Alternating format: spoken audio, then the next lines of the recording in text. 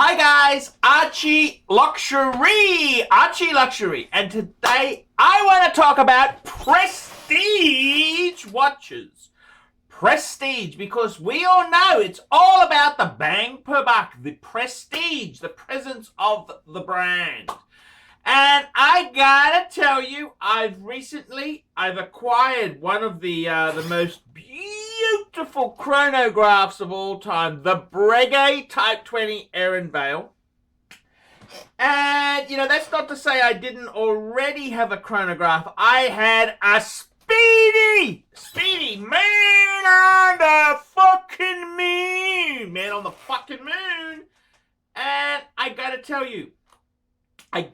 you, what do I think of the new Breguet? Now, the thing is this, Breguet is part of the Swatch group, and yes, the Speedy is not as prestigious. It's not as prestigious as the Breguet. The Breguet itself is a very heavy-hitting brand there itself.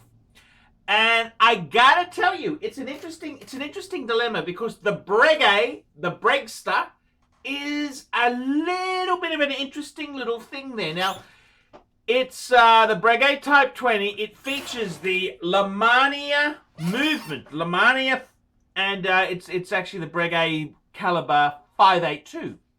Now, the thing is, this is a super cool movement. However, the problem with this Breguet now in modern times is that you really want to get picky. It's not a column wheel vertical clutch chronograph, okay? So it's a CAMS chronograph, which is a CAMS chronograph is the Speedmaster Man on the Moon. The Man on the Moon is a CAMS chronograph. So basically, look for the layman there.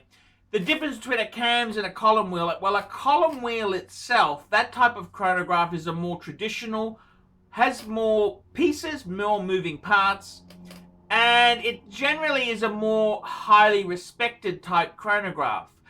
The interesting thing is with the Speedmaster, the first version had the 3-2-1 movement. That was a column wheel. And they went to the CAMS wheel to basically cut costs. Now, I gotta tell you, the interesting thing is that we've had so many of these really posh brands in the last couple of years. They're releasing column wheel vertical clutch chronographs. Now, this is amazing. Now, the thing is, the Breguet was a very price, it was priced about the same price as a Rolex when it came out, same price as a Daytona. And it wasn't a column wheel chronograph, wasn't column wheel. So the problem is that the Rolex was a column wheel, but you've got some cheaper brands now. Tag Heuer, they had the disastrous release of their Tag Heuer, which had a column wheel chronograph based on Seiko instruments. Seiko sold the technology to Tag Heuer. And that's kind of a little bit of a sticking point. A lot of purists were angry about that. But you've got makers now. I'll tell you, the amazing thing is, just coming out of Baselworld, is the Black Bay chronograph from Tudor, which is quite affordable, and it's a column wheel vertical clutch chronograph. So it's kind of, it's slotted in. So, I mean, would you rather get a Breguet CAMS chronograph, or would you rather have a column wheel with Tudor? Now, it's using the movement out of Breitling. They've teamed up to share some intellectual property together. And I gotta tell you, that's an amazing bang per buck piece. Now, the problem is, the Breguet is a prestige chronograph.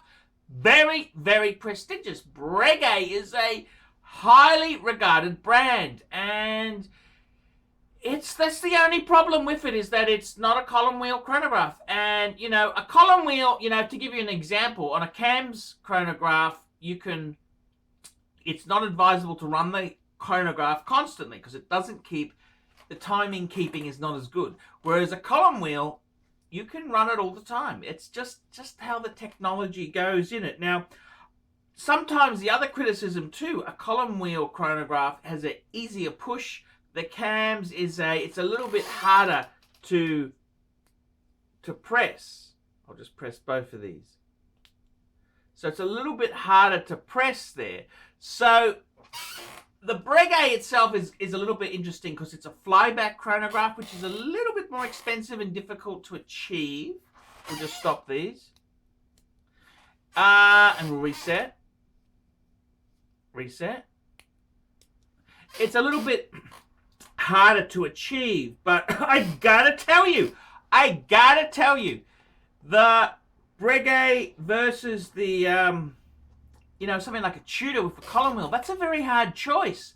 I mean, I only buy on the pre-owned market, so it doesn't really matter because I want bang per buck, bang per buck, bang per buck. But if you're looking around there on the new, well, you wouldn't be buying a Breguet new. That would be suicide. They plummet badly, but they are cool. I reckon they are super cool. It's the Maserati of wristwatches. It's flamboyant, it's out there, and shit does it depreciate. That's the way it goes there. So there you go. That's the way chronographs have gone. I'm Archibald Chesterfield III. Tell me what you guys think of that.